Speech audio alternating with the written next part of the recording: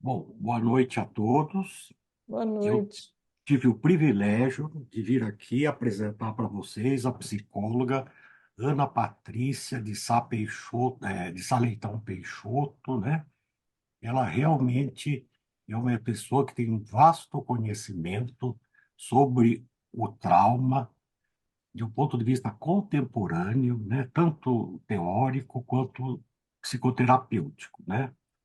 Então, vocês vão poder assistir ela falar, realmente é um momento muito importante aí para vocês, tá certo?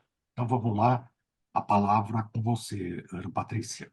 Tá certo, obrigado, Wilson, por estar aqui é, nessa segunda semana, nessa nossa segunda rodada de encontro. Obrigado pela presença, pelo convite de vocês, né? Ah, mas, Ana Patrícia, desculpe um pouco, eu me atrapalhei um pouco aí. Eu não falei o teu currículo, desculpa aí, vai. Vou falar teu currículo. Ah, Ok, ok, a gente vamos lá. vai, Vamos lá. rebobina, Então, rebobina. A Ana Patrícia, ela é psicóloga, né, psicoterapeuta biosistêmica, né, que fez uma especialização com bolsa de estudo em Bolonha, na Itália. Ela tem o certificado de psicoterapeuta biosistêmica, reconhecido pela Federação Latino-Americana de Psicoterapia. Terapia do trauma pelo método Sistemas de Memória Somática. Supervisora em psicoterapia biosistêmica e terapia do trauma.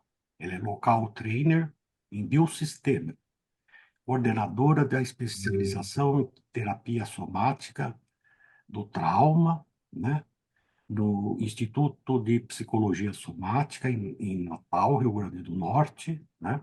Ela desenvolve um trabalho online e gratuito desde abril de 2020, o que se chama autorregulação pelo Body Focus. Ela é diretora desse Instituto de Psicologia Somática em Natal, né? E realmente lá, eu até dei uma olhada no site, tem alguns cursos, né? Inclusive curso de especialização para formação de psicoterapeutas do trauma, e depois mais tarde, ela pode falar para vocês desse curso aí deles lá, tá bom? Então, agora, definitivamente, com a palavra, Ana Tá Patrícia. certo, obrigado.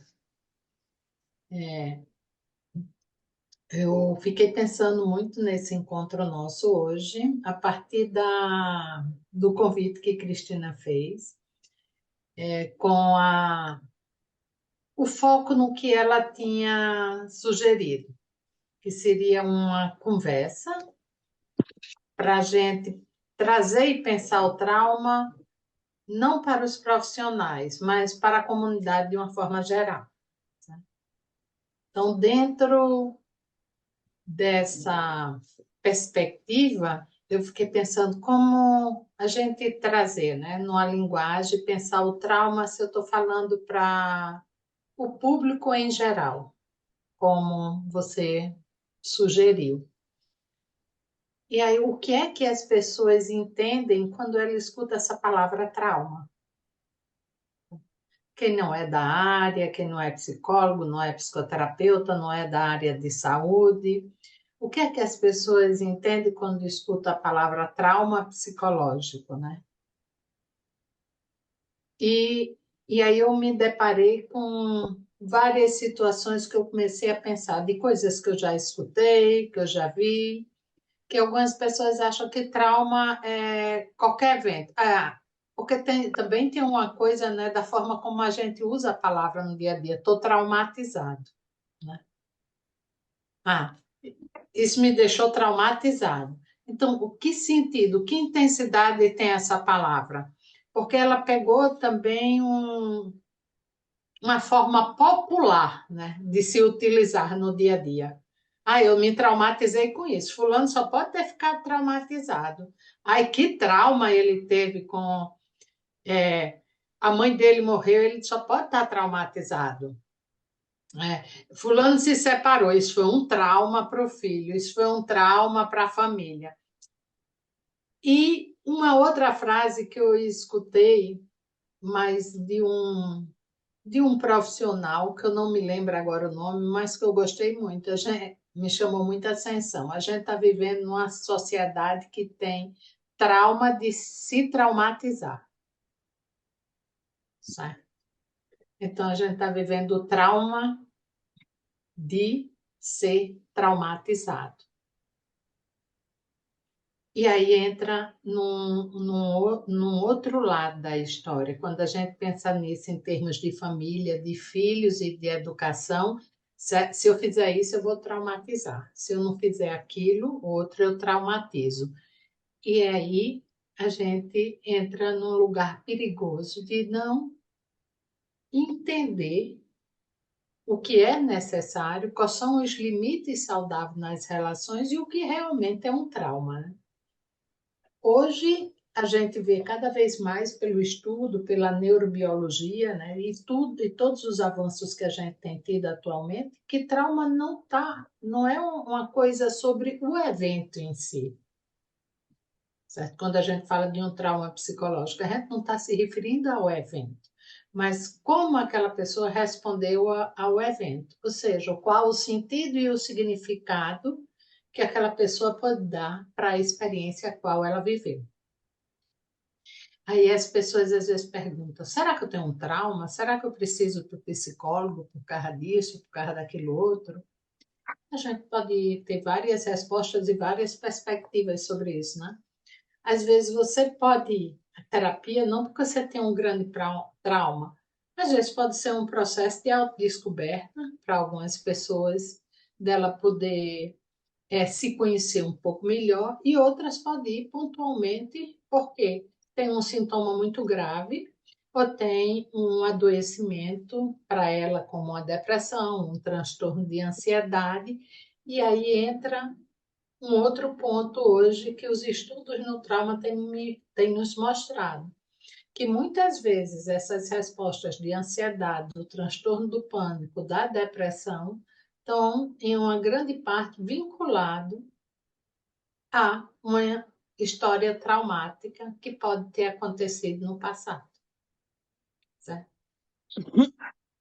E aí, essa experiência traumática, ela é uma experiência, na maioria dos traumas, a trauma está muito na nossa memória implícita, né? O que isso significa dizer? Que ela não é registrada como um evento que eu tenho consciência e que eu me lembro. Por isso que ele pode ser despertado muitos anos depois, através de pequenas experiências na vida. Um exemplo, eu posso estar com 50 anos e aí morre minha avó de 100 anos, certo? E eu posso entrar numa crise nervosa e não me estabelecer depois. Qual seria o trauma? Se você pensar, eu com 50 anos, minha avó de 100 morre, isso não é traumático, no sentido de que, naturalmente, eu estaria vivendo um abandono, uma negligência, uma grande perda. Mas aquela perda, naquele momento da vida, ela pode ter acordado uma experiência passada que só foi acessada naquele momento. Então, vamos chamar, ali é uma ponta do iceberg, como a gente fala.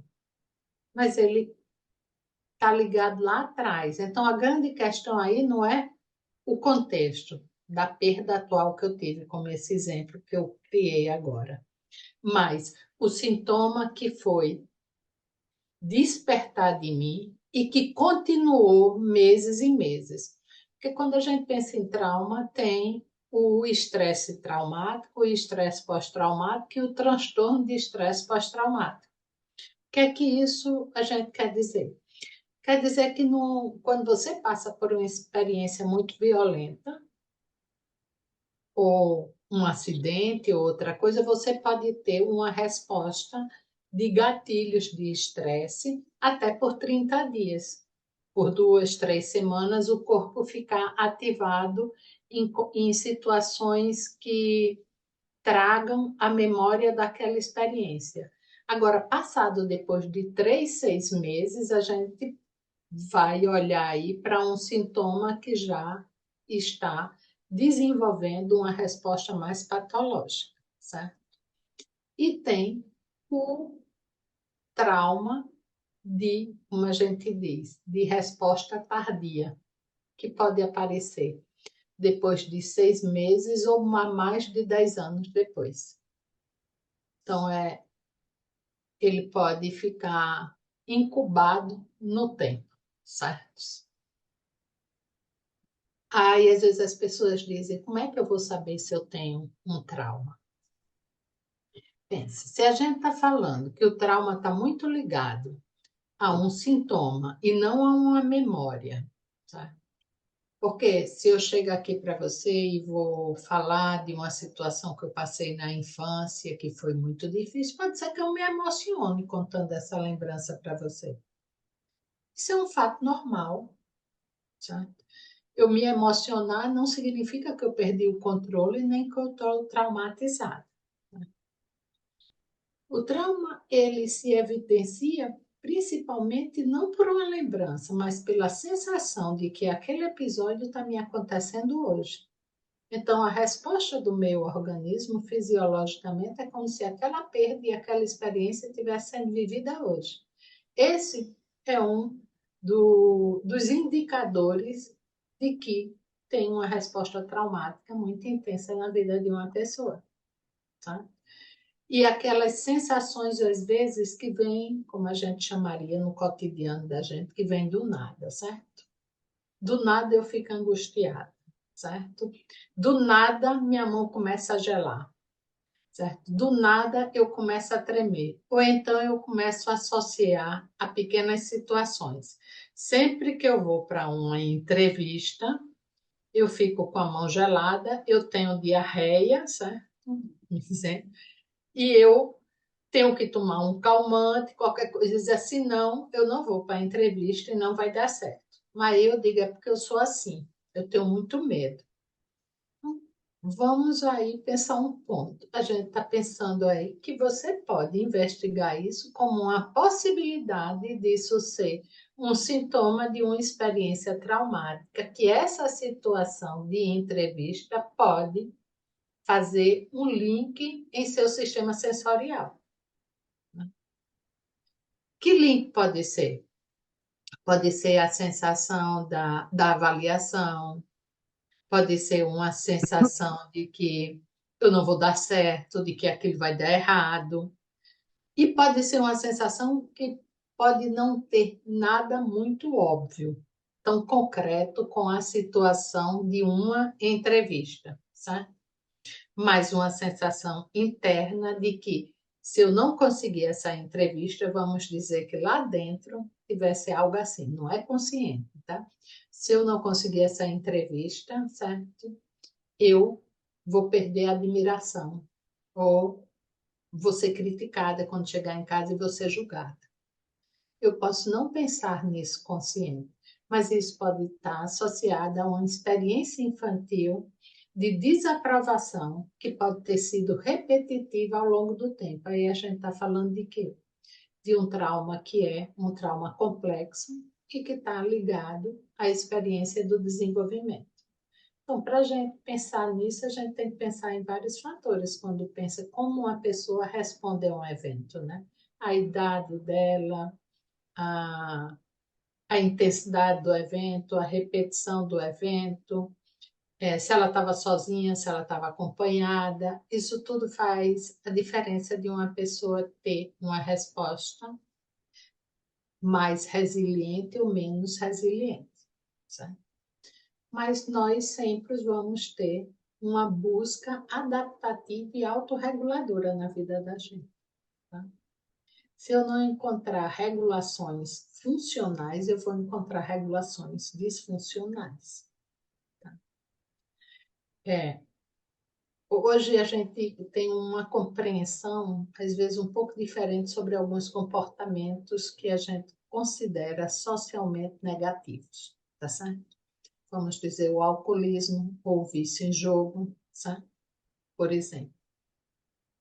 É, são comportamentos reguladores do sistema nervoso. A gente normalmente vê esses comportamentos de uma forma mais negativa. Certo? Não imagina que ele tem também uma função reguladora. O que é que ele está fazendo? Ele está ajudando aquela pessoa a se acalmar, que ela não encontra uma outra forma. É uma forma disfuncional, tá? Mas é uma forma que pode acalmar aquela pessoa. Ou seja, a gente está falando o quê? De uma coisa muito antiga, de quando essa pessoa, talvez muito criança e muito bebê, não teve uma boa regulação. Porque a gente, para se regular afetivamente, a gente é primeiro regulado pelo outro. Depois é que a gente se regula. Certo? A gente precisa desse outro para regular. Mas imagine, uma criança muito pequena, qual é a forma de regulação dessa criança, de um bebê? Certo? Aí a gente pode ir para a fase anal, oral, que Freud já falava dela, certo? Mas a gente pode ir para esse início da vida. Como é que você regula uma criança? No primeiro momento da vida? É através da boca, certo? É dando o alimento. Não é assim? Um bebê muito pequeno, você dá o alimento, dá o peito, então, através dessa via, a criança começa a acalmar.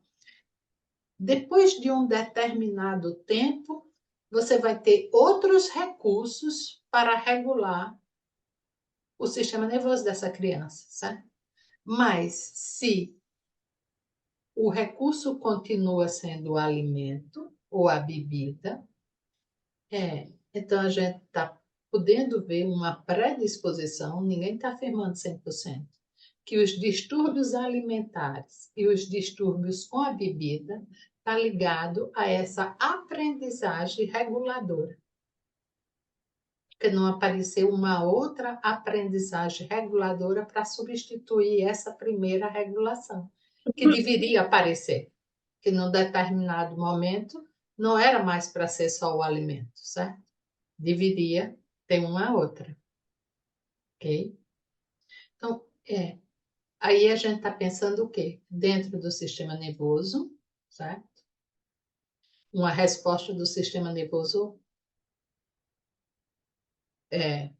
do sistema nervoso que entrou numa desregulação, saiu da janela de tolerância dele e ele precisa de um recurso para retornar aos níveis toleráveis para ele. E ele vai buscar o recurso que ele conhece, certo? Nós temos vários recursos. E esses recursos, eles são aprendidos. Agora, para onde vai essa aprendizagem? Ela se torna um hábito. Né? E hábito é uma resposta automática. Certo? O trauma, como resposta no nosso organismo, na nossa vida, ela é uma resposta automática, ela é uma resposta autônoma. Porque você não pensa, certo? Você não vai ter uma estratégia, você vai ter que responder. Então, você vai procurar o quê? Você vai procurar o corpo, né? Vamos falar assim, automaticamente a resposta mais eficiente e mais rápida que ele tem para aquele momento, que é a que ele conhece. Então, não é uma forma consciente, é um hábito, é um caminho pré-estabelecido. Isso a gente está falando de uma forma geral, de como na vida cada um de nós, como pessoa, temos alguns hábitos para nos regular, certo? Alguns deles podem estar vinculados a uma resposta traumática. Alguns deles podem estar ligados só às nossas pequenas, os nossos traumas do ter pequenininho, certo? Nenhum grande trauma, mas os nossos pequenos traumas pequenininho, que a gente tem uma pequena ansiedade, tem um estresse maior e a gente precisa fazer uma coisa para regular. Isso me fez me lembrar hoje, meu neto, pequeno, ele tem 9 anos, aí ele ligou, tipo, para ligar para mim, que ele queria que eu ajudasse ele a saber porque ele estava com a coceira no corpo dele todinho, que ele se coçava, que dava uma agonia, mas não ficava vermelho, não ficava vermelho, nem inchava nem nada, mas era uma agonia. E que ele já tinha tido outra vez. Aí a gente conversando, eu disse, não parece ser uma alergia. Será que você não está ansioso, não? Certo? Aí a gente começou a conversar sobre isso. Eu disse, você podia fazer algumas coisas para ver se é ansiedade, né? Aí ele disse, tá, eu disse, você podia respirar. E foi ótimo que ele disse para mim, ele disse, mas a gente não respira o tempo todo? Aí eu disse, é óbvio que a gente respira, senão a gente morria. Mas tem uma respiração que vai dizer para o corpo da gente que a gente está calmo, e tem uma respiração que diz que a gente está agitado, certo? E aí eu fui dizer, qual é a respiração que mostra que a gente está calmo? Aí eu fui dizer, olha, se a gente respira devagar e expira bem devagar, sem pressa, qual é a mensagem que eu estou mandando para mim? Que está tudo bem, que eu não estou com pressa. Então, se eu não estou com pressa, está tudo tranquilo. Então, eu mando uma mensagem para o meu corpo que ele pode ficar em paz, porque não tem perigo. Porque a gente só respira rápido quando a gente está agitado. E tem alguma coisa muito rápida que a gente precisa fazer. Então, a gente está mandando uma mensagem que a coisa está perigosa. E aí, eu fui falar sobre isso para ele, senão eu disse, e qual é outra coisa que... Aí ele foi entendendo, eu disse, e qual é outra coisa que você faz para se acalmar? Ele disse, eu me acalmo vendo televisão. Certo? Então, ele entendeu, certo? Como é que ele se regula. Aí eu disse, pois é, tem muita gente que se acalma vendo televisão, né? Por que a gente se acalma vendo televisão? Porque a televisão faz a gente se distrair, certo? E a gente, às vezes, precisa se desconectar para se acalmar. Então, levar o pensamento para longe. Aí a gente está falando das nossas pequenas dissociações, que são dissociações saudáveis. A gente precisa ter um pouquinho de desconexão, certo? Um faz isso vendo um filme, alguém faz vendo um livro, alguém faz pintando. Então, são pequenos recursos para lidar com a nossa ansiedade, pequena e cotidiana. E a gente faz isso automaticamente, sem nem prestar atenção. Agora, quando a gente tem consciência disso, a gente pode usar melhor isso, sabe? A nosso favor. Sem consciência, a gente não usa. Essa é a importância da consciência. E o que isso tem a ver com trauma? A gente, às vezes, precisa ajudar as pessoas que estão nesse disparador da ativação do trauma a aprender alguns recursos que podem estabilizar o sistema nervoso dela. Porque se você está muito agitada, nada que alguém fale para você vai fazer sentido. Nada vai fazer sentido, porque você também não vai escutar. Que a sua sensação é o que ele não está entendendo o que eu estou sentindo, sabe?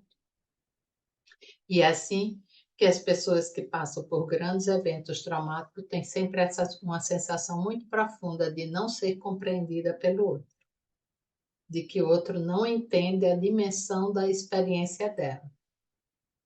Por isso que em situações de desastres naturais que às vezes acontecem, como acidentes de avião ou desmoronamento, essas situações de trauma coletivo, às vezes é muito importante o apoio psicológico nas primeiras 72 horas, com objetivo preventivo. E para ajudar também as pessoas se elas estão em grupo, elas terem a possibilidade de se sentirem mais compreendidas e acolhidas, porque elas começam a perceber que aquela experiência não é só dela, certo? Ela não é tão estranha. Tem outras pessoas que estão tendo sensações parecidas, por exemplo, um tremor, uma dificuldade de dormir, ou um ataque cardíaco, ou um susto quando escutam uma zoada. Então, isso é uma importância desse trabalho em grupo, ele também tem esse benefício. E o outro em grupo é você poder desenvolver recursos para essas pessoas ir estabilizando o sistema nervoso dela, certo? Que está impactado pela experiência, para evitar que elas desenvolvam um transtorno de estresse pós-traumático. Então, essas 72 horas, elas são muito importantes nessas situações, porque você pode ajudar essas pessoas a desenvolverem recursos para lidar com as situações da vida dela no futuro. Porque o trauma dá uma experiência, quando um trauma muito grande, certo? Uma sensação da vida que era antes, é uma interrupção da vida, o que foi antes e o que é depois. No caso do abuso, por exemplo, tem pessoas que dizem, não, eu já resolvi. Já resolvi por quê? Porque eu não me lembro, né? Isso não significa que foi resolvido. Eu digo que é uma das experiências, eu acho, de trauma mais delicada para você lidar, o do abuso, porque ele acontece dentro de uma situação relacional e uma relação de confiança, né? Porque é alguém com quem você tem uma relação. Né? Então, a grande traição, a confiança. E essa é uma parte muito delicada da vida da gente, certo? Se você não confia e o seu corpo passa a não confiar no outro, mesmo que você não tenha tanta consciência de que você não confia, significa que você está sempre em alerta. Ou vai estar muito agitado, que pode ser uma forma de responder esse alerta, ou então pode estar muito desconectada, sem perceber o que está acontecendo ao seu redor, como se você não tivesse ali. Esse é um dos sintomas, e por muito tempo um sintoma que muitas vezes foi despercebido. Era como se aquela pessoa estivesse bem porque ela não estava agitada, mas porque ela estava quieta, ela estava calada, ela não estava agitada, ela voltou a trabalhar, mas o fato do congelamento interno ou da desconexão não significa que eu estou bem. É mais fácil, às vezes, a gente olhar a agitação de que o comportamento mais passivo e mais quieto. Tá? Às vezes, esse comportamento mais passivo e mais quieto, ele chama atenção quando ele chega no extremo, numa depressão, certo? Ou outros sintomas, como uma dissociação muito grande, e aí ele passa a ser percebido, né?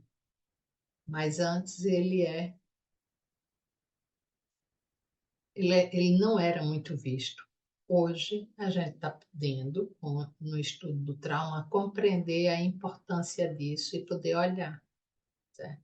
E poder perceber que várias situações podem acontecer, pequenos sinais que não são muito claros, como paralisia no corpo, um certo congelamento de uma parte do corpo, sensações internas, às vezes como formigamento, como congelamento, que podem ser respostas fisiológicas de uma experiência algum tempo depois, né?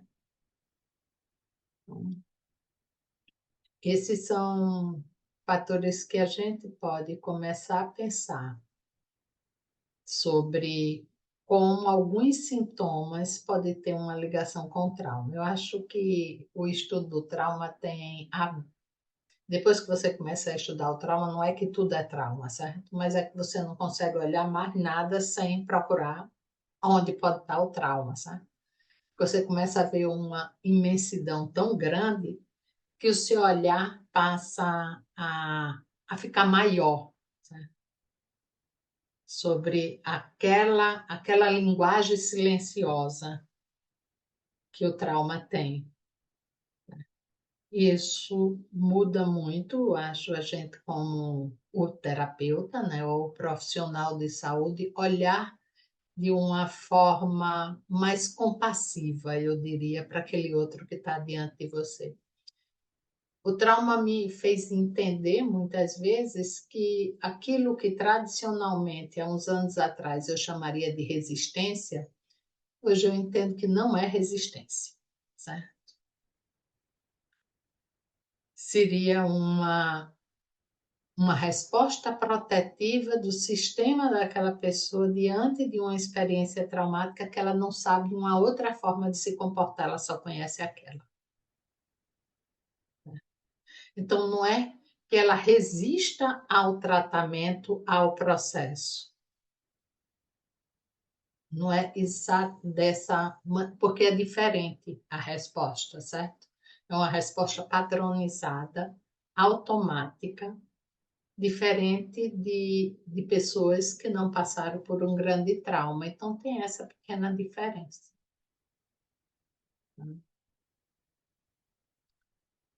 E, e aí eu abro aqui para a gente conversar mais, se vocês se inspiram a fazer alguma pergunta ou compartilhar alguma experiência de vocês para a gente ir em frente.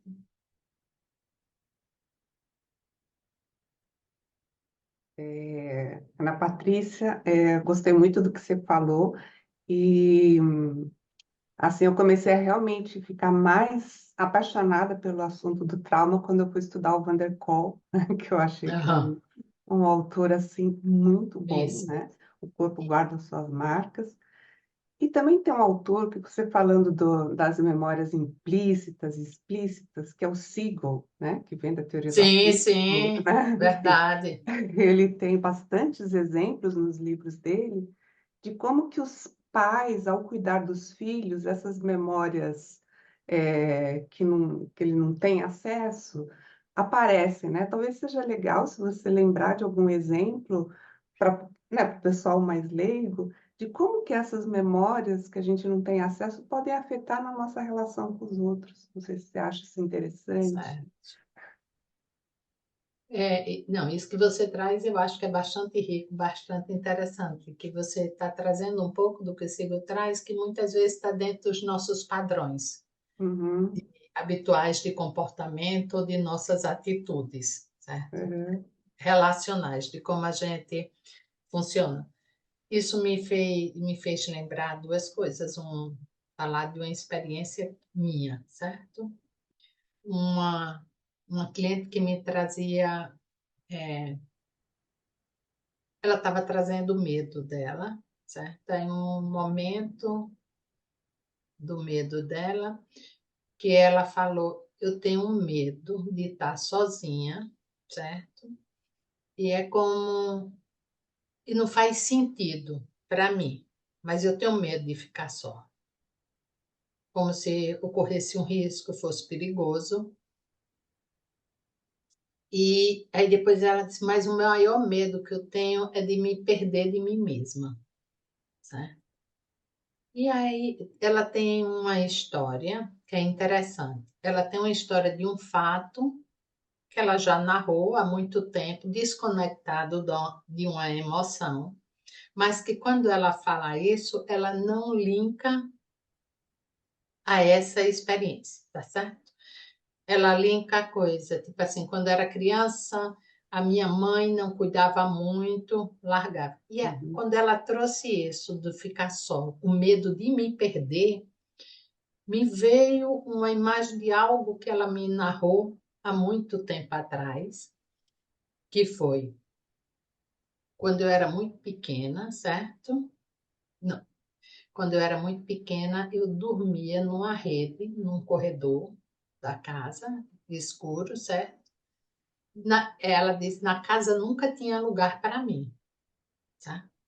Essa foi uma fala dela antes. Ela disse, eu dormia, ela já tinha contado que dormia nesse lugar escuro e que teve uma vez que ela acorda com o irmão dela maior tentando abusar dela e que a mãe não protegeu, certo?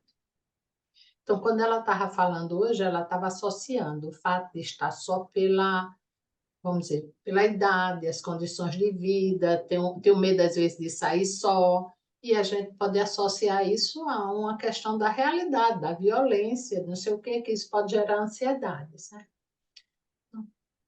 E aí isso me leva a reportar o trabalho também, ao trabalho das nossas partes internas, né?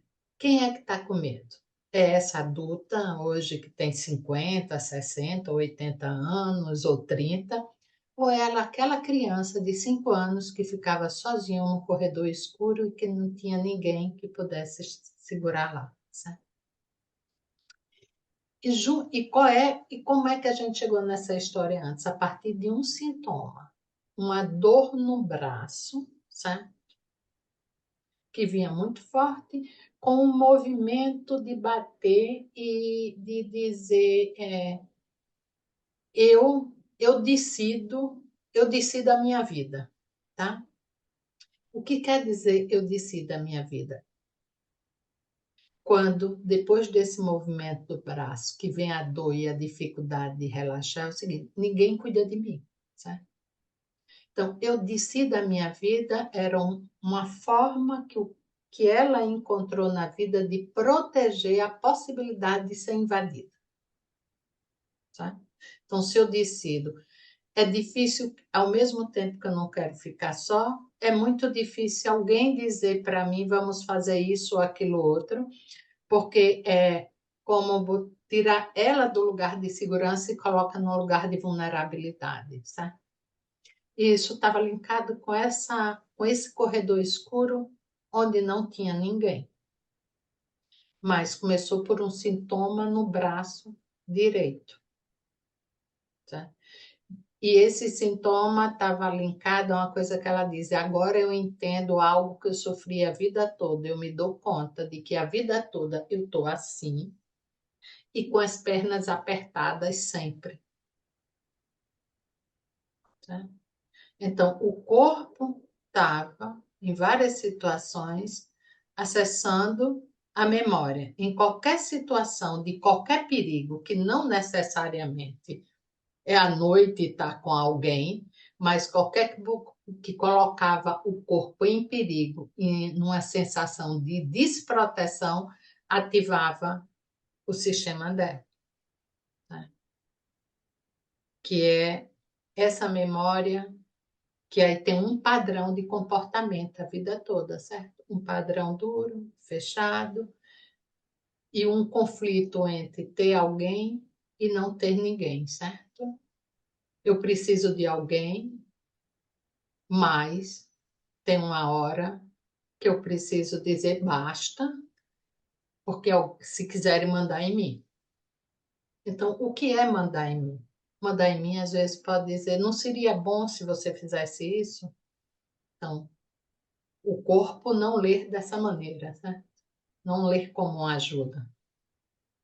Ler como alguém que está interferindo na sua decisão. Não sei se ele respondeu, Lili. Sim, acho que você respondeu até bastante bem, e é isso, né? Existem memórias no nosso corpo, memórias gravadas que partes da nossa consciência não têm acesso, elas ficam Não. desconectadas, né? Isso que eu acho interessante, assim, nessa... E aí, esse fragmento de memória, o que é que ele vem? Ele vem com a possibilidade buscando reconexão, certo? E se a gente fosse falar de uma maneira, vamos dizer, mais científica, a gente está falando aí que a gente tem. O que é que está agindo aí para reconectar? A gente precisa do núcleo da base, certo? A gente precisa dessa parte do cérebro, do cerebelo, certo? Onde estão os nossos neurônios motores ligados aos nossos hábitos e comportamento. A gente vai precisar dos nossos neurônios espelho, certo? Porque eles são importantes na aprendizagem dos nossos comportamentos, certo? E ele entra aí, tá? Ele entra aí não só para ajudar vamos dizer, o terapeuta como a possibilidade de um espelhamento e de uma experiência, certo? E pense, são memórias que não estão no hipocampo, né? Que elas não puderam ser armazenadas aí, certo? Então a gente tem um hipotálamo com uma resposta rápida do nosso sistema nervoso, né? Tem a amígdala, que ela pode ativar ou pode, vamos dizer, ela pode ativar muito para cima, como ela pode também desligar, né? Uhum, uhum. Muito interessante. Obrigada, Ana Patrícia. É.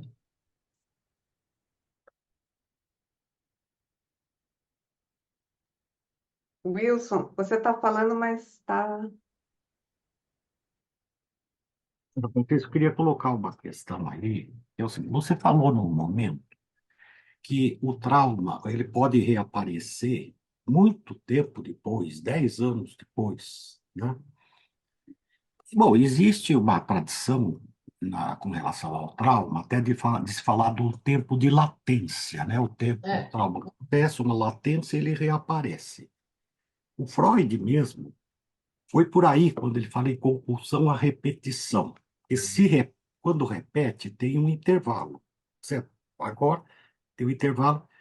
Desta maneira, coloca a memória traumática no tempo, certo? Porque ela fica no tempo, né? Ela não é, ela se repete. Mas você deu um exemplo agora há pouco dessa paciente que ficou com essa apreensão das pernas a vida toda, certo? A vida toda. É um negócio que não se repetiu, houve uma continuidade, certo, certo? Então, eu fico pensando que a memória traumática ela é fragmentada, né? certo, Muito fragmentos, estilhaçada, né? Eu fico pensando, se ela não é presente, ela não se repete, ela nunca deixa de ser presente, ela sempre certo. acompanha a pessoa. Às vezes um fragmento dela, às vezes outro, entendeu? É, Por exemplo, eu tenho uma paciente minha, eu estava vendo outro dia, que não sabe dizer não. Ela faz parte da personalidade, ela não sabia dizer não. Ela foi abusada sexualmente. Ela não certo, disse não. Ela não soube dizer não. Mas isso ficou fazendo parte da personalidade dela. Então, certo. isso ficou o tempo todo presente, né? Aham. Então, eu fico pensando se não há um certo engano aí. A própria palavra memória pode remeter ao passado, ao tempo, ela dá ideia de tempo. Certo, Quando a memória traumática que não foi para o hipocampo, digamos, né? Ela não tem nada a ver com o tempo, ela desconhece o tempo. Ela está sempre presente, tá certo, certo? Então, às vezes, ela pode, às vezes, algumas condições de vida favoráveis faz aparecer só alguma pouca coisa dela, entende? certo. Mas, de repente, a vida, né?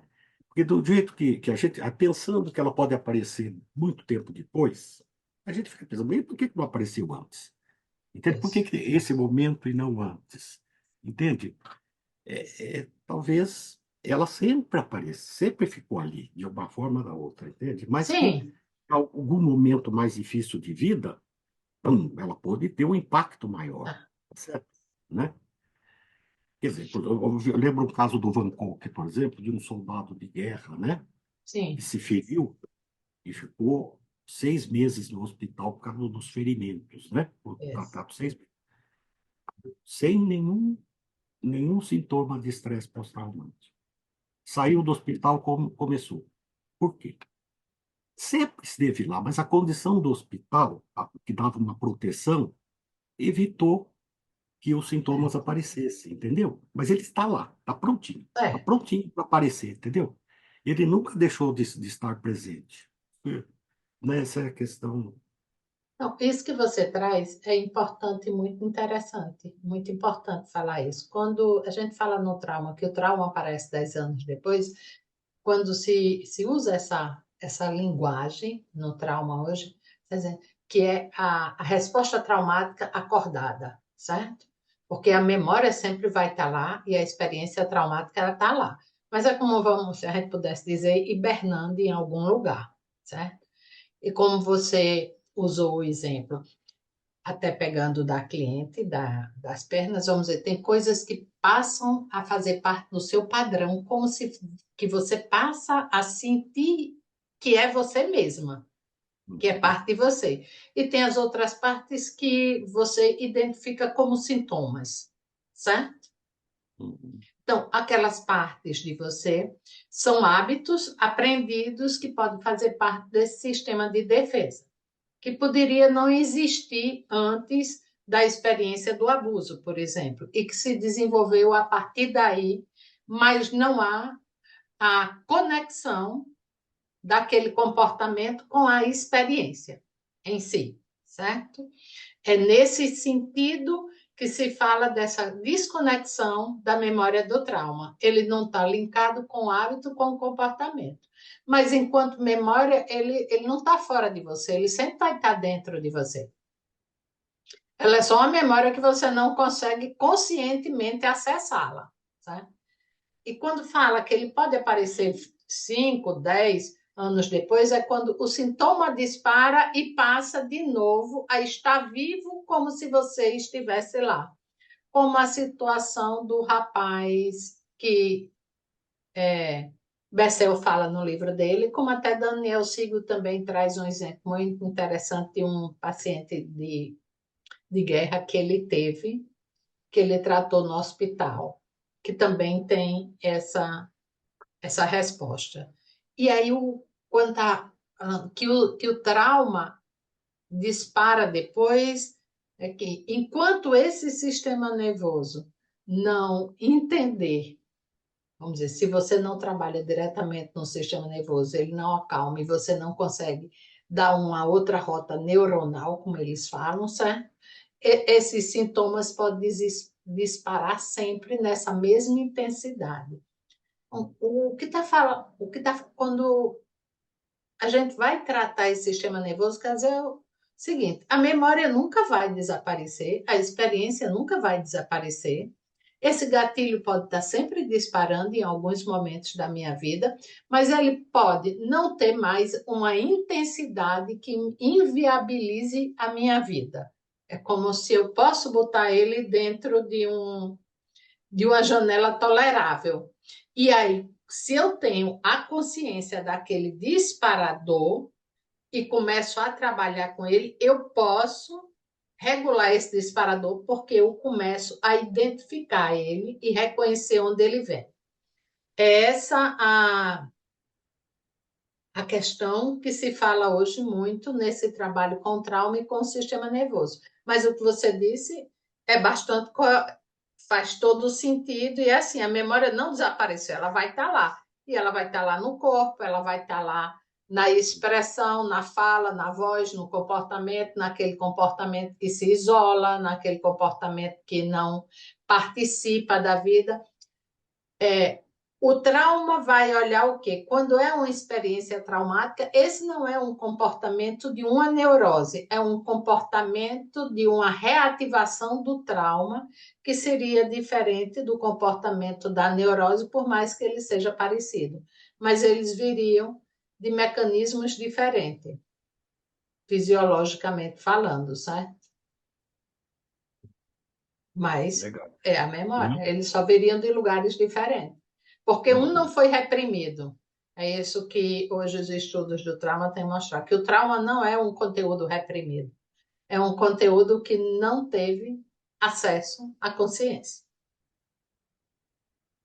Que aí muda toda a forma de você pensar aquilo que é reprimido e aquilo que apenas é não consciente.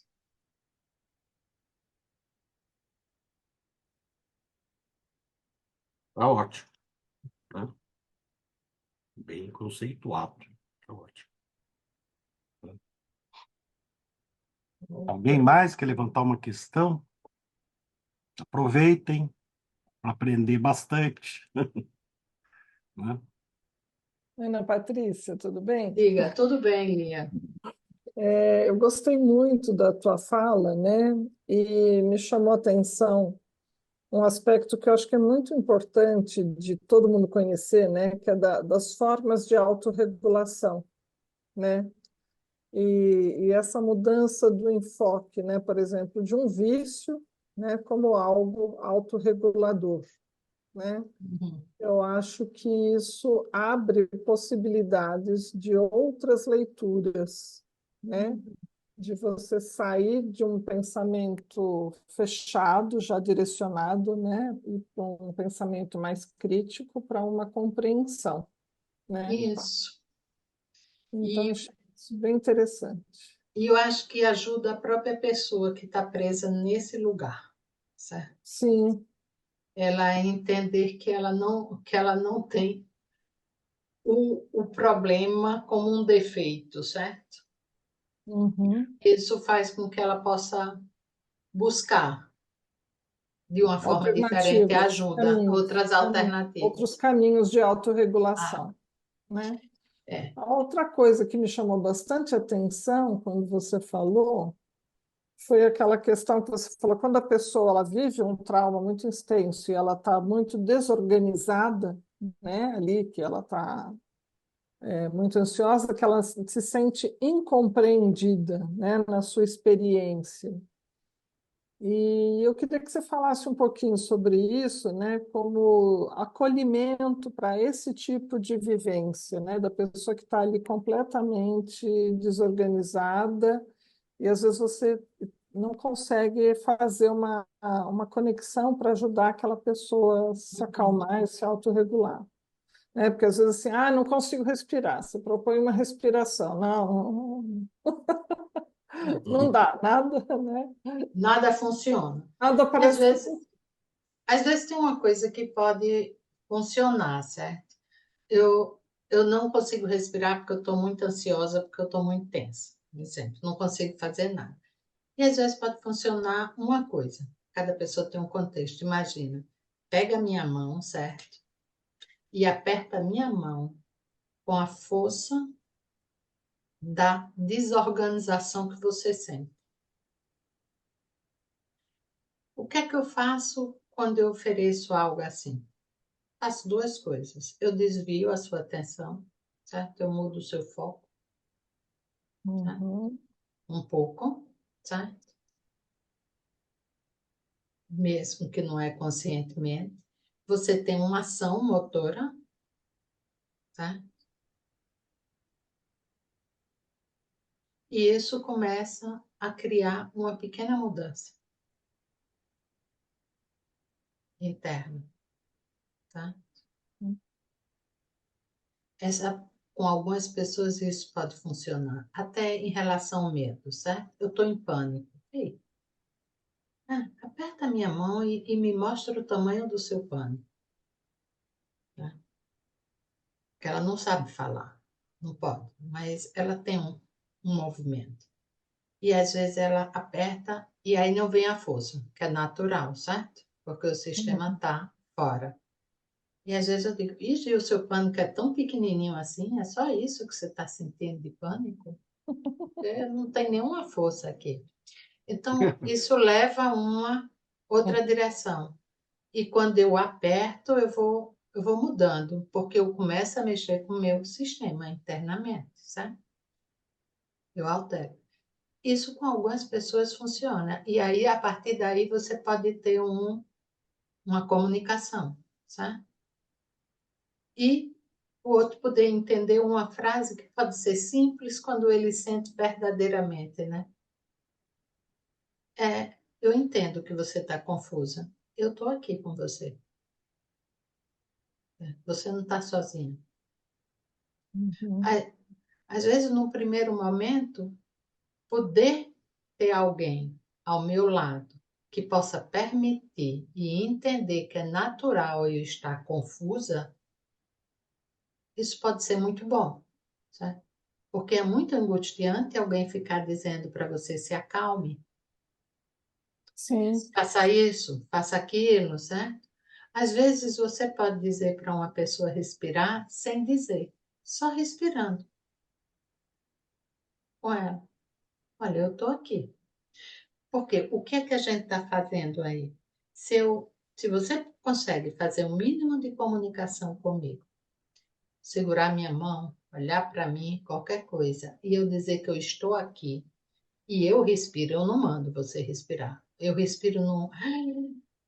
Eu posso chegar um pouquinho perto do seu ritmo, certo? E aí, do seu ritmo, eu baixo o ritmo, ok?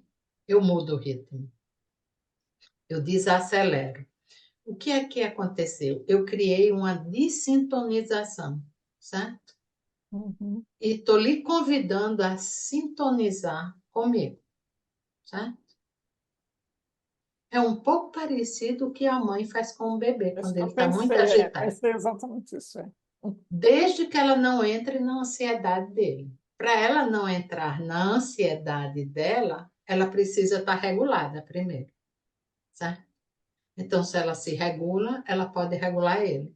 E às vezes as mães não acalmam o bebê porque elas ficam ansiosas, certo? E elas, às vezes, acham, não têm tanta certeza que estão ansiosas, mas o coração está disparado, o jeito que balança é um jeito ansioso. Então, o corpo, quem emite o primeiro sinal é o sistema nervoso, as palavras da gente vai depois, certo? Então, o balanço rápido, eu dizer se acalme, eu estou dizendo uma coisa, mas meu corpo está fazendo outra. E a mensagem mais verdadeira, certo? O seu corpo lê que o meu corpo não está calmo. É. Então, ele não vê nenhuma proposta coerente aí. Então, essa é o primeiro passo, seria aquele que vai estar lá nesses lugares ajudando, ele primeiro precisa estar bem conectado com ele, certo? E poder, às vezes, dizer, eu sinto, eu posso sentir como é difícil, certo? Também é doloroso para mim poder ver a sua dor. Isso pode ser algo verdadeiro e pode ser algo real para alguém e pode ser algo bom. Então, eu Uhum. não tenho o que fazer de conta, eu tenho que estar lá. Mas estar lá para poder segurar a sua mão, seja literalmente, seja olhando, seja através da minha respiração, do meu ritmo da voz, porque isso são as coisas que acalmam, né? O ritmo da voz acalma muito, o olhar acalma, sabe? Então, essas são as primeiras coisas dentro do primeiro momento do acolhimento, sabe? Uhum. Legal, obrigada. Ok? Eu ia falar exatamente isso, Ana Patrícia. O quanto nós aprendemos, né, no decorrer de todos esses estudos, a importância desse acolhimento, né?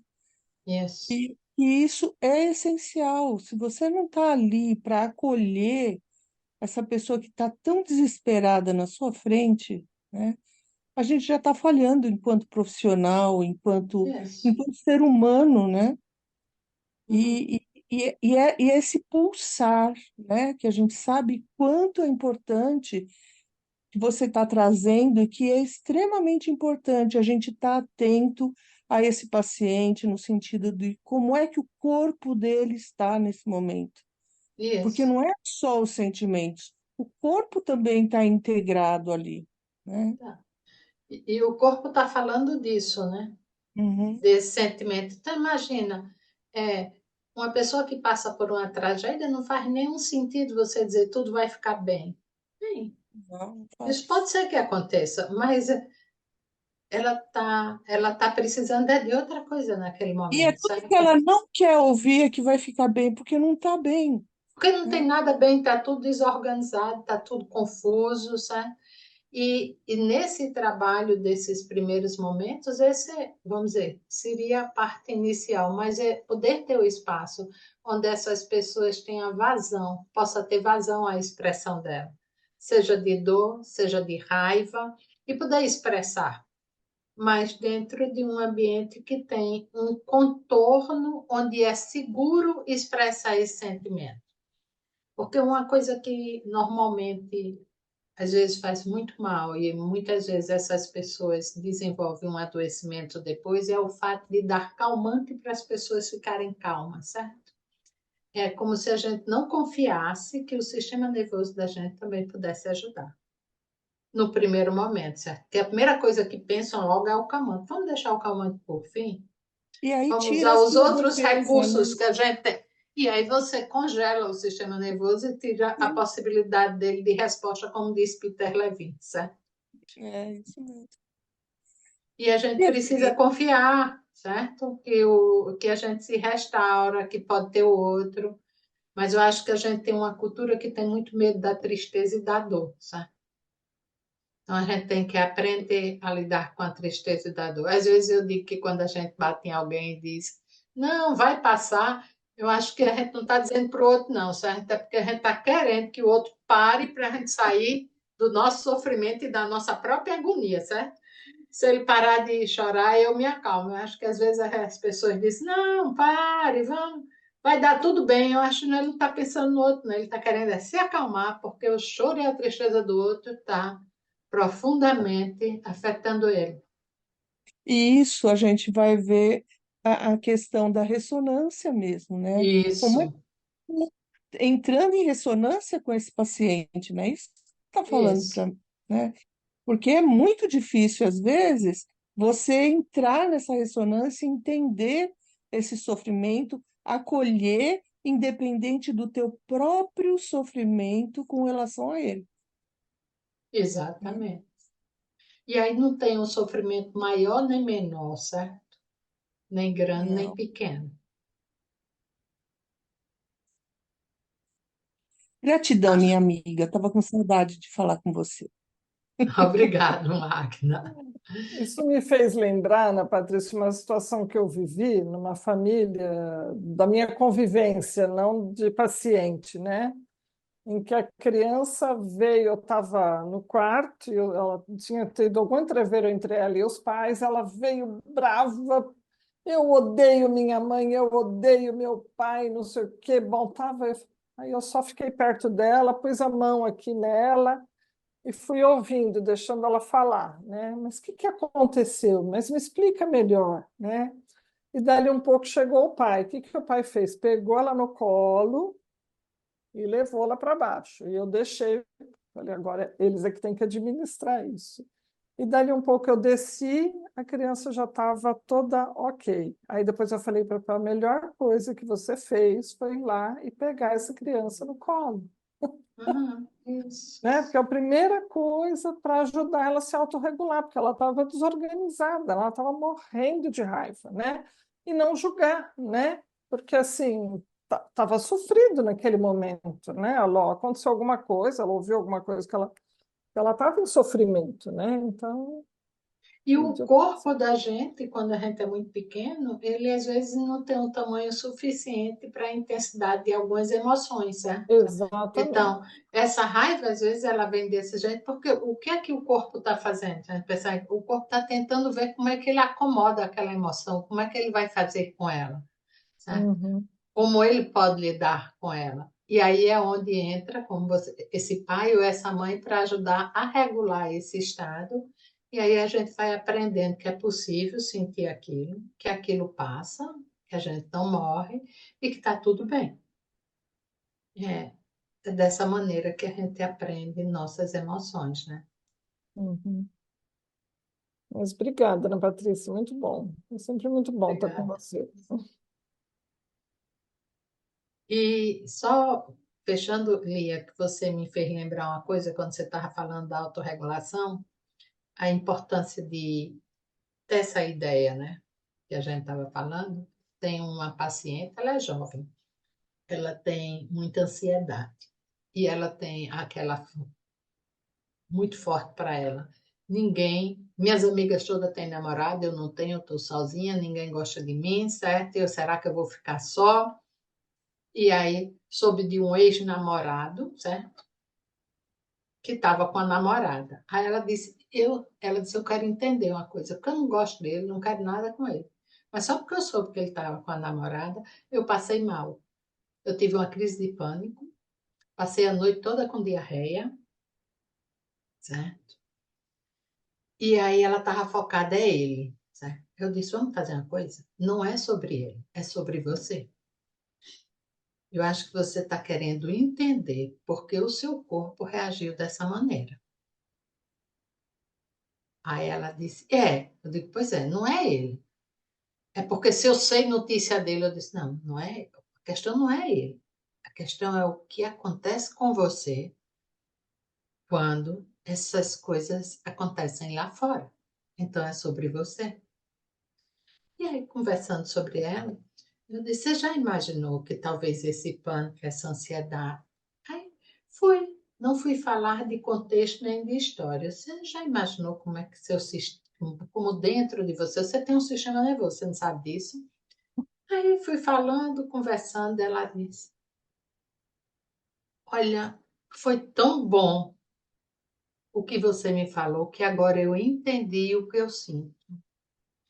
E eu entendi, tipo assim, eu entendi que eu não sou doida. Mais ou menos isso. Ela não usou exatamente essa palavra, não sei qual foi a palavra, mas Eu entendi que eu não sou perturbada, né? Agora eu estou entendendo o que acontece comigo, né? Então, o que é essa a ideia de começar a pensar como eu posso me regular, como eu não posso, o que é autorregulação. E isso é tão importante que o que me ficou muito forte quando ela falou isso não foi a fala dela, foi a expressão do corpo dela que mudou. É como se o corpo se acalmasse e entendesse que ela não é doente, tá? De ter uma dependência de ter aquele outro, porque ela já estava se sentindo totalmente perturbada. Como é que eu estou perturbada e tenho uma diarreia dessa? Então, vamos olhar para você. Isso tem alguma outra coisa. Primeiro, vamos entender o que está acontecendo e depois a gente vai lá atrás, né? Porque deve ter alguma coisa lá atrás, né? Então, isso faz uma diferença muito grande, sabe? Quando o outro entende isso. E Uhum. aí ele entende que existe um caminho para ele.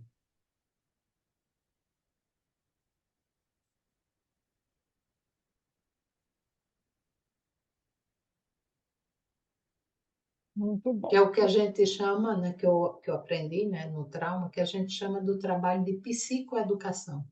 Uhum. É uma parte do trabalho, sabe? De dar uma educação que faz parte desse, que essa educação é fundamental para você ir lidando quando você tem níveis de desregulação muito alto. Uhum. Diga, Lídia. Wilson? Liga Wilson, o liga o som. microfone. Wilson, microfone. Ana Patrícia, tem algumas técnicas, né, que começam já fazendo uma exposição do trauma, da situação traumática, né, para a pessoa reviver isso daí, né? Mas a gente aqui falando Peraí, dessa para reviver o regulagem, trauma que você está dizendo, é isso? reviver o trauma, né? A pessoa tá, vamos lembrar de tudo, tintim por tintim, né? Mas a gente falando aqui dessa regulagem das emoções, né? A pessoa, se ela ainda não regula as emoções, não é hora de ficar entrando numa coisa muito intensa, que é o trauma, Isso. né? Isso parece que hoje tem já se vai indo com um certo consenso que o trauma é a última coisa da terapia, né? Você chegar e ver, vamos ver direitinho o que aconteceu, tintim por tintim, todos os detalhes, né? Isso é uma coisa que primeiro a pessoa tem que conseguir regular as emoções, né? No sentido do que você falou da mãe, agora o filho vai conseguir regular, né, as emoções, para ele poder enfrentar coisas muito difíceis, né? Não sei Uhum. que, né, que a gente geralmente procura realmente deixar mais. A gente sabe que existe aquele trauma, Uhum. houve aquele abuso, mas houve aquela vez que a criança ficou hospitalizada meio ano, qualquer coisa assim, entendeu, né? Mas a gente procura primeiro deixar ela lidar melhor com as emoções, né? Para É. poder depois entrar. Não sei o que você acha disso aí. É, vamos pegar dois pontos dessa questão que você traz, que eu acho que é uma questão extremamente importante, certo? Quando fala essa coisa de falar os detalhes do trauma. Hoje os estudos têm mostrado que as pessoas estarem relatando as experiências traumáticas e falando como antigamente já se pensou como uma forma de dessensibilização, ela retraumatiza, ela não dessensibiliza e muito tempo depois os sintomas podem voltar com mais intensidade. Então não se trabalha mais dessa maneira, certo? Com buscar essa memória verbal, narrativa e depois usar ela para desensibilizar. No trabalho hoje com trauma, essa memória clara pode vir e a pessoa pode relatar. Então, tem uma pergunta que às vezes é importante. Você acha que é bom para você falar sobre isso nesse momento, certo? E a segunda coisa importante num tratamento. Lembre-se que a pessoa que passa por experiência de trauma passou por uma experiência de impotência, certo? Então, ela precisa ser protagonista da vida dela outra vez. Tá? Tá? Então, na terapia do trauma, a gente tem uma coisa diferente da terapia tradicional. O cliente sabe o caminho que vai, vamos dizer, o que vai ser feito naquele momento, ele sabe o caminho, certo? Ele pode dizer, eu quero parar aqui, certo? Uhum. É um convite, ele vai mais um pouco e ele vai saber que, à medida que ele entrar em contato com emoções e sentimentos mais profundos que possam estar ligados ao trauma, certo? Pode vir emoções intensas, certo? Então, ele precisa ter essa consciência.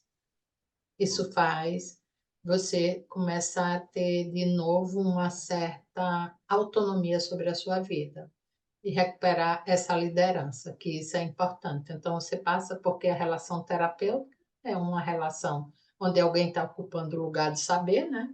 E alguém está no lugar daquele que está esperando que o outro cuide de você, certo? E aí é uma relação hierárquica, né? Em algum. E você tem que ajudar essa pessoa a não ficar nesse lugar aqui, porque esse é um lugar onde pode reproduzir a experiência de submissão, certo? Então ele precisa saber que ele tem é um lugar delicado, sutil. Então é sempre uma dança, certo? Essa relação. Esse é um ponto. Voltando para a questão da história. Tem pessoas que querem narrar. Então, se pergunta, é importante para você me contar? Para algumas pessoas, às vezes, é importante contar, porque, às vezes, alguém precisa de uma testemunha e nunca teve testemunha, certo? Então, você pode fazer essa contagem da história, ela não ser intensa. Tipo assim, eu conto uma frase, ok? Então, vamos parar agora. Observa o que está acontecendo no seu corpo quando você conta isso. Alguma coisa mudou? Por quê? Você vai podendo trabalhar com os pequenos sintomas que podem disparar. E aí você cuida daquele sintoma, quer regular o sistema nervoso, depois pode ir um pouquinho mais na história. É o que é que a gente chama de pêndulo, certo? Vai lá, regula, volta. Essa é uma forma. Se a pessoa tem a própria história e tem a própria narrativa. Agora, tem aqueles que não têm a história, só tem as sensações, sabe? E que imagens são imagens fragmentadas. Então, o que é que você vai trabalhar? Você vai acalmar essa sensação. Quando acalma, tem alguma imagem? Se ela tem uma imagem, tem uma narrativa, a gente escuta, certo? Sem ter que explorar os detalhes da história. A história, como ela vem, como o outro pode trazer. E aí a gente vai. É como se você fizesse costuras, certo? Tivesse, sabe, uma coxa de retalho? Pegando um pedacinho ali, aqui, sem ir no detalhe. Ou seja, o terapeuta tem que deixar de ser curioso, certo? Não exercer a curiosidade. Será que aconteceu? Como aconteceu? Não. Certo? Deixar de ser curioso e poder acompanhar aquilo. Porque se existe um sintoma, o sintoma está falando de uma dor. Se aquela imagem não é clara, ok, tudo bem, a imagem não é clara, ela é do jeito que ela é. Mas aquele sintoma e aquela desregulação, ela é real, ela está no presente, certo? E ela é bastante clara, ela não tem nenhuma nuvem sobre ela. Então, se aquele sintoma, aquela alteração se acalma e aquilo começa a mudar, ótimo, a imagem pode continuar borrada. Tá? O importante é que essa imagem borrada não traga mais os sintomas de volta. Então, se os sintomas se acalmam e eu não preciso, ele não dispara mais, a imagem pode continuar borrada. Tem coisas que talvez a gente não precise ir lá catando para construir. Então, hoje é isso que a gente entende, que o mais importante é acalmar o sistema nervoso. Por isso que se fala que o trabalho com trauma é um trabalho de regulação e de integração, e não um trabalho de catarse e de descarga. Às vezes, a catarse e a descarga pode ser necessário, mas ele não é o foco do trabalho. Ele pode acontecer. Se ele acontecer, a gente vai fazer isso. Mas sempre depois buscando regular e integrar. É isso que eu acho que Ótimo, mudou muito. muito esclarecedor, né? Né? Alguém mais quer levantar uma questão? Eu só Olha, me se fosse lembrei, pelo Cíntia, interesse, a gente gostaria de ficar a noite toda é preciso falando, descer né? como é que Porque está é o tão tempo, é? interessante e ela fala tão bem. E ela é a própria regulação, né? Porque ela também acalma a gente com a voz dela e tudo mais. Mas eu vou me controlar para a gente não ficar aqui até de madrugada, né? É, Muito interessante. muito calma, né? Calma e Mas Aprendendo. pode aproveitar esclarecedora. mais um pouquinho. Diga aí, Lia. Eu me lembrei de uma situação que eu vivi mais ou menos em 2003, 2004, ainda nem se tinha tanta difusão de conhecimento sobre o trauma naquela época. E eu estava trabalhando na Casa de Lácio, ali ligada ao Hospital São Paulo, e eu fui dar um suporte dentro do contexto de família, mas para acrescentar na formação das estudantes lá, que elas faziam um curso de psicoprofilaxia para gestantes, tal, e eu integrava com a visão familiar. E tinha um grupo que eu também me pediram ajuda, que era de pessoas que tinham sofrido abuso sexual. E teve um dia que uma dessas pessoas que foi abusada sexualmente, o médico queria fazer uma intervenção com ela para reprocessar o trauma de regressão. Só que a paciente não queria passar pelo processo. E eu fui lá peitar o médico, eu era novata lá, não conhecia direito o cara. Fui lá, peitei o médico e falei: olha, sinto muito, mas ela não vai fazer essa intervenção, porque ela não quer. Né? Foi exatamente o que minha intuição me disse, foi intuitivo isso na época, não era um conhecimento ainda tão elaborado, né? Porque senão eu vou repetir um padrão de violência onde ela vai ser subjugada, o que você acabou de falar. Isso. Era um outro abuso. Era um outro abuso. E aí eu não, Exatamente. eu fui lá e peitei. Né? Às vezes a gente tem algumas situações, né, como nessa, numa instituição, às vezes você tem que Isso. intervir mais ativamente, né? E a Mas questão é do isso, abuso, obrigada. tá, Lia? E a questão do abuso, Lia, traz um tema muito forte na vida, que é o tema das fronteiras, certo? Isso. Que o abuso sexual, o que é? O palco, o corpo, desculpe, o corpo é o palco do abuso, certo? É o palco da experiência traumática, o corpo. Né? E o seu corpo é invadido em todas as suas fronteiras sem a sua permissão. Então, há uma sensação de perda, do eu, certo? Tanto é que algumas pessoas abusadas têm uma sensação de um outro dentro delas, porque há uma perda desse espaço, certo? Como se eu não pude me proteger, certo? Eu não pude empurrar. E aí vem outras coisas juntos que têm muitos traumas, mas é muito frequente no abuso. A vergonha e a culpa, fora a impotência, certo? Porque há um sentimento que é interessante. Por que eu não fiz isso, certo? Eu deveria ter feito isso, eu deveria ter feito aquilo. E a própria vergonha. Então, esses são sentimentos muito fortes e muito delicados para ser trabalhado. Porque uma coisa eu aprendi que fez muito sentido para mim: nunca tire do outro a culpa. É uma coisa delicada pensar nisso, mas pense o seguinte: não tire a culpa, quer dizer o seguinte: a culpa está ligada a uma frase, eu deveria ter feito isso, porque eu não fiz, não é? Certo? Essa frase, ela tem um fiozinho muito pequeno de um resto de potência dentro de você, certo? Se você tira isso do outro, você faz ele mergulhar profundamente na impotência. E então é um lugar delicado. Tem um lugar da vulnerabilidade, mas você precisa desse ponto para ser o fio para resgatar a potência, certo? Então você não tem que alimentar a culpa, nem também anular ela, entende? É como uma dança, você precisa transformar ela. Porque se eu não puder dizer, se eu pudesse ter feito isso, eu fico totalmente sem nada, certo? E a gente precisa de alguma coisa para puxar. Não o que eu poderia ter feito lá, mas como eu posso transformar isso numa força hoje.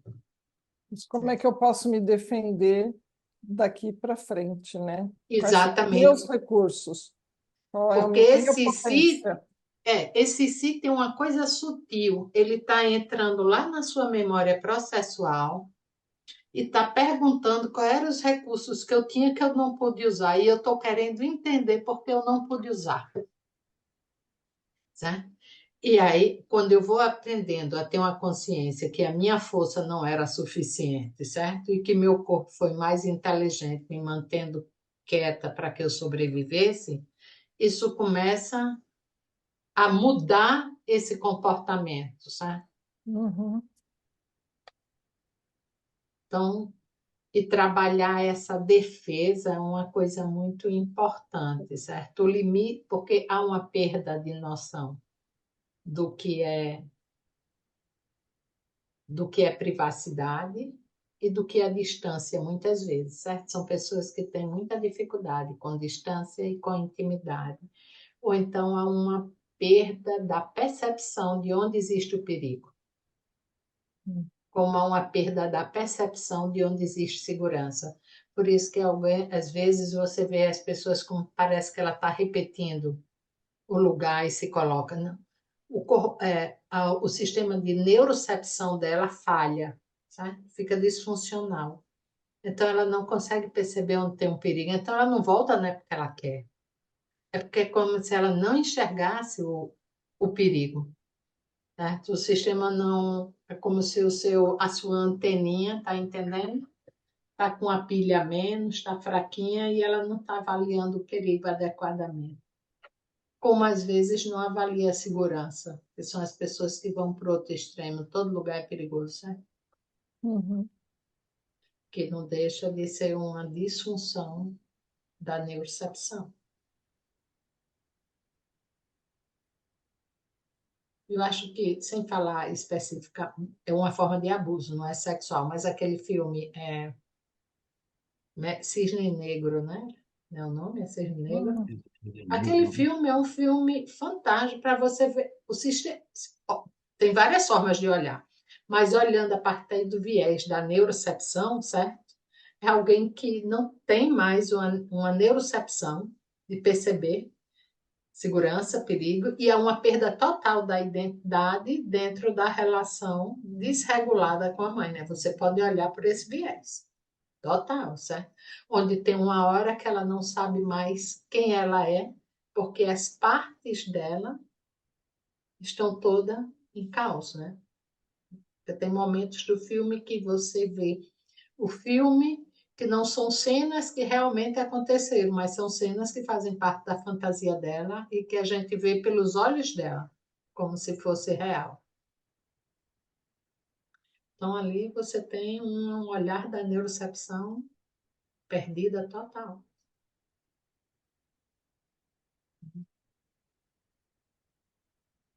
É um abuso. A história dela é uma história de abuso da mãe por ela, né?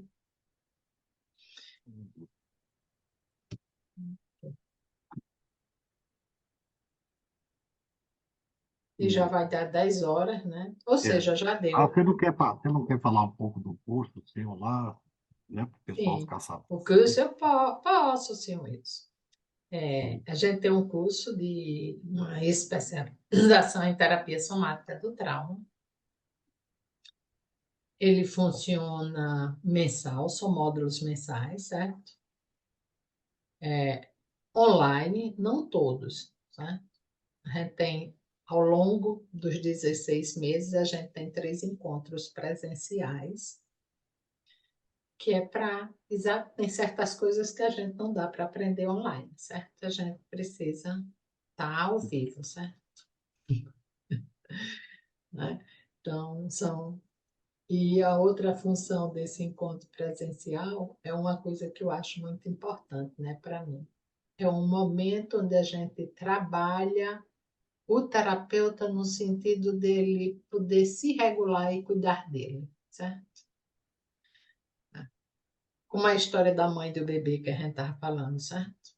Se a gente não está regulado, a gente também, certo? Querendo ou não querendo, o nosso sistema nervoso está sempre falando no encontro com o outro, né? Mesmo que a gente não queira ver, mas ele está lá, sabe?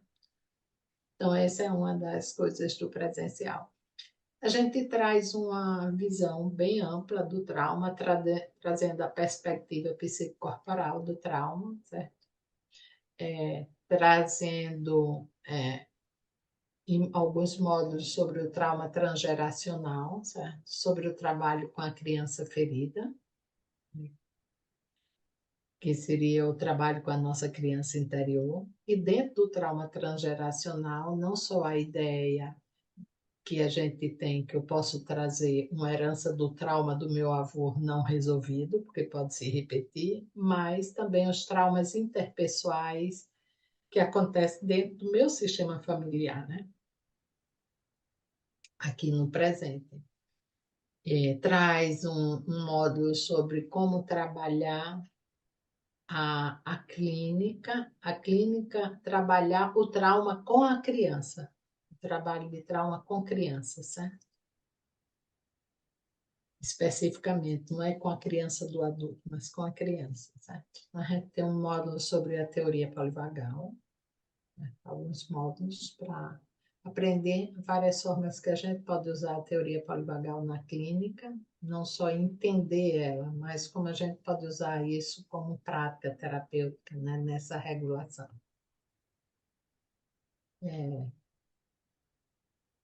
Esse é o modelo geral, né? Ele ainda está aberto para entrar e até o próximo encontro agora de maio. Essas aulas, 2 passadas, a parte prática delas estão gravadas, certo? A gente grava a parte teórica, não a parte prática, porque a gente faz sempre algumas práticas online. A primeira aula eu vou dar, porque já entrou algumas pessoas depois dessa primeira aula, ela vai acontecer de novo, não é só os módulos gravados, certo? E vocês encontram informações dela sobre o curso, o programa e tudo mais no link da bio do IPS. Caso interesse, lá também a gente tem pequenos cursos online, como a herança do trauma, estudos em trauma e um curso só sobre a escuta empática, focado dentro da biosistêmica, certo? A importância da empatia, enquanto a empatia é não só cognitiva, mas a perspectiva de uma empatia também emocional e visceral, não só a nível cognitivo, eu entendo você. Certo? Uhum. Obrigada, Bom, Ana Patrícia. Ana Patrícia, depois queria saber também do teu trabalho para... Você falou, o Wilson falou que você faz um trabalho voluntário. É Pronto. online esse trabalho? Online. Deixa eu explicar o que é. É o Mindfulness. A gente ouve muito falar em Mindfulness, né? Como eu venho de uma linhagem de psicoterapia corporal, não podia ser diferente, tinha que ser Mindfulness, né?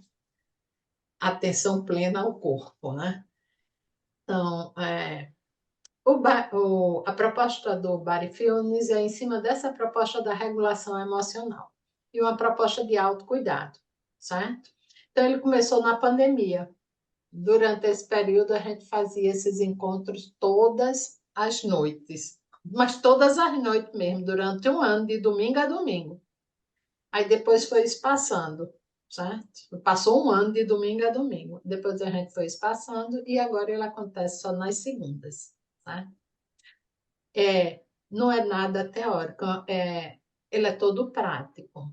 A gente tem um momento de trabalhar a presentificação dos sentidos, faz alguns exercícios, alguns movimentos que trabalham com a extensão e a contração muscular para favorecer o relaxamento, certo?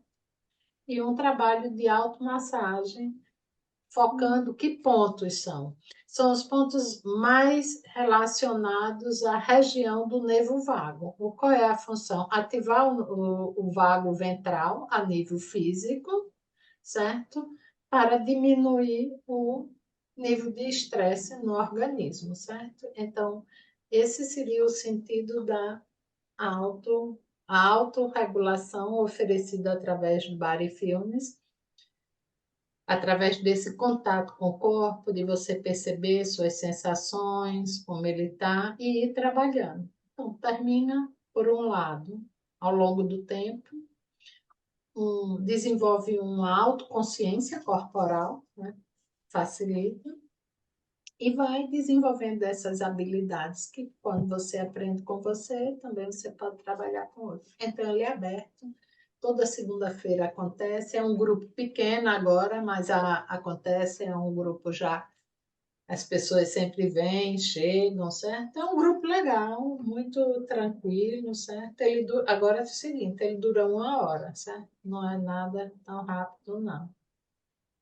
A gente vai lá, eu vou falando e a gente vai fazendo, certo? E a gente vai fazendo junto E e vai online trabalhando, isso. é online, a gente vai trabalhando grandes áreas de tensão nessa região daqui, certo? Legal, legal. Dessa região, principalmente pescoço, olho, certo? Essa região da face e da cabeça, que é uma área que a gente trabalha menos, né, na vida. A gente cuida corporalmente, a gente vai para massagem, né? O povo massageia a gente daqui para baixo, né? Então a gente cuida muito dessa parte daqui. Tá ótimo, obrigada.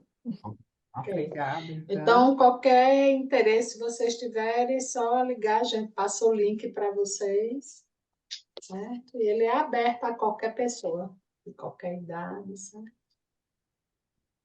Obrigada. Obrigada, Ana Patrícia, excelente, adorei. Obrigada Obrigada. também a vocês, a companhia até às 10h10 da noite, Não, certo? realmente estamos extremamente gratos, né, pela sua contribuição, assim. A gente só fica escutando, assim, meio hipnotizado. Acho que você hipnotiza também, viu, É? Patrícia? Você também tem negócio de hipnotismo. Ah, Fica vidrado aí com a sua é. exposição, né? Deve Vidrado. ser, devo ter vindo no meu DNA isso.